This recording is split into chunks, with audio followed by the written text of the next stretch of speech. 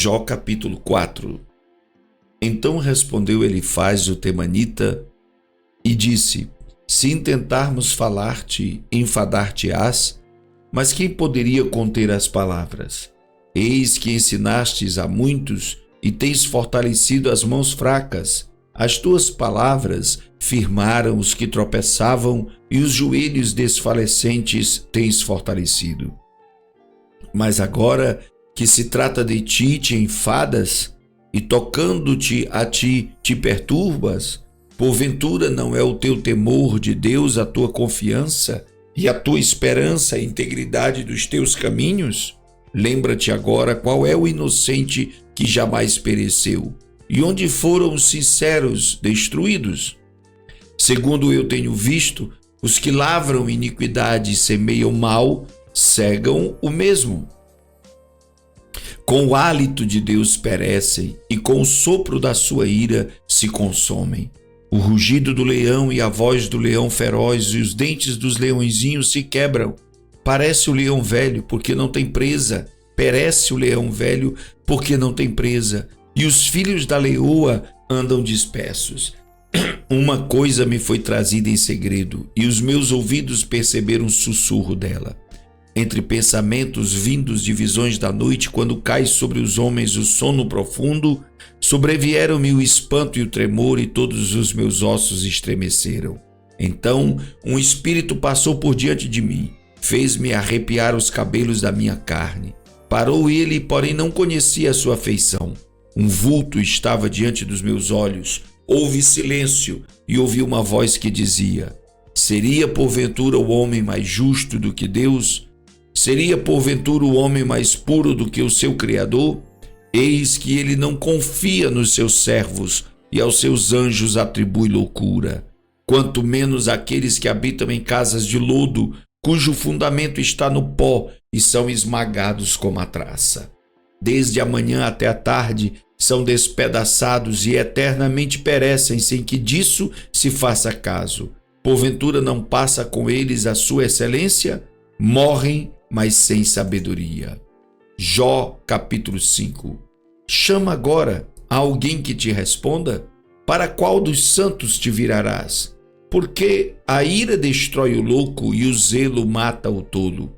Bem vi eu o louco lançar raízes, porém logo amaldiçoei a sua habitação. Os seus filhos estão longe da salvação e são despedaçados às portas e não há quem os livre.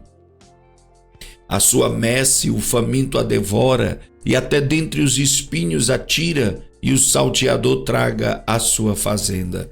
Porque do pó não procede a aflição, nem da terra brota o trabalho. Mas o homem nasce para a tribulação, como as faíscas se levantam para voar. Porém eu buscaria a Deus, e a ele entregaria a minha causa. Ele faz coisas grandes e inescrutáveis, e maravilhas sem número. Ele dá a chuva sobre a terra e envia águas sobre os campos, para pôr aos abatidos num lugar alto e para que os enlutados se exaltem na salvação. Ele aniquila as imaginações dos astutos, para que as suas mãos não possam levar coisa alguma a efeito. Ele apanha os sábios na sua própria astúcia e o conselho dos perversos se precipita. Eles de dia encontram as trevas e ao meio-dia andam às apalpadelas como de noite. Porém ao necessitado livra da espada e da boca deles e da mão do forte. Assim há esperança para o pobre e a iniquidade tapa a sua boca. Eis que bem-aventurado é o homem a quem Deus repreende. Não desprezes, pois, a correção do Todo-Poderoso, porque ele faz a chaga, ele mesmo a liga, ele fere e as suas mãos curam. Em 6 angústias te livrará, e na 7ª o mal não te tocará. Na fome te livrará da morte, e na guerra da violência da espada. Do açoite da língua estarás encoberto, e não temerás a assolação quando vier.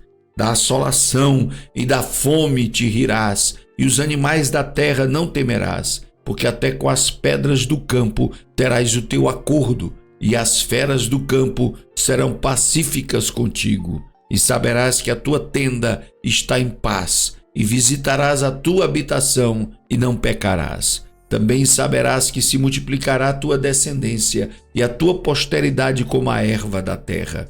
Na velhice irás à sepultura, como se recolhe o feixe de trigo a seu tempo. Eis que isto já o havemos inquirido, e assim é. Ouve-o e medita nisto para o teu bem. Jó capítulo 6. Então Jó respondeu dizendo: se a minha mágoa retamente se pesasse, e a minha miséria juntamente se pusesse numa balança, porque na verdade mais pesada seria do que a areia dos mares. Por isso é que as minhas palavras têm sido engolidas, porque as flechas do Todo-Poderoso estão em mim, cujo ardente veneno suga o meu espírito.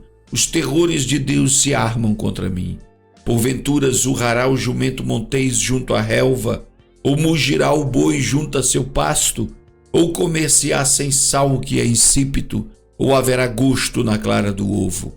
A minha alma recusa tocá-las, pois são para mim como comida repugnante. Quem dera que se cumprisse o meu desejo e que Deus me desse o que espero, e que Deus quisesse quebrantar-me e soltasse a sua mão e me acabasse. Isso ainda seria a minha consolação e me refrigeraria no meu tormento, não me poupando ele, porque não ocultei as palavras do santo.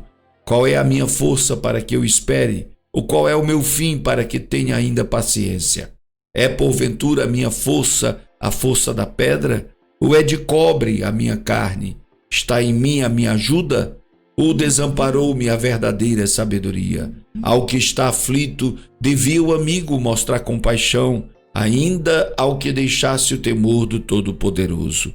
Meus irmãos aleivosamente me trataram como um ribeiro, como a corrente dos ribeiros que passam, que estão encobertos com a geada, e neles se esconde a neve. No tempo em que se derretem com calor, se desfazem, e em se aquentando, desaparecem do seu lugar. Desviam-se as paredes dos seus caminhos, sobem ao vácuo e perecem. Os caminhantes de Tema os veem, os passageiros de Sabá esperam por eles, ficam envergonhados por terem confiado e, chegando ali, se confundem. Agora sois semelhantes a eles, vistes o terror e temestes. Acaso disse eu: dai-me ou oferecei-me presente de vossos bens? Ou livrai-me das mãos do opressor? Ou redimi-me das mãos dos tiranos? Ensinai-me e eu me calarei, e fazei-me entender em que errei. Quão fortes são as palavras da boa razão, mas que é o que censura a vossa arguição? Porventura buscareis palavras para me repreenderdes, visto que as razões do desesperado são como o vento? Mas antes lançais sorte sobre o órfão, e cavais uma cova para o amigo. Agora, pois, se sois servidos, olhai para mim, e vede se minto em vossa presença. Voltai, pois, não haja iniquidade. Tornai-vos, digo, que ainda a minha justiça aparecerá nisso. Há porventura iniquidade na minha língua? Ou não poderia o meu paladar distinguir coisas iníquas?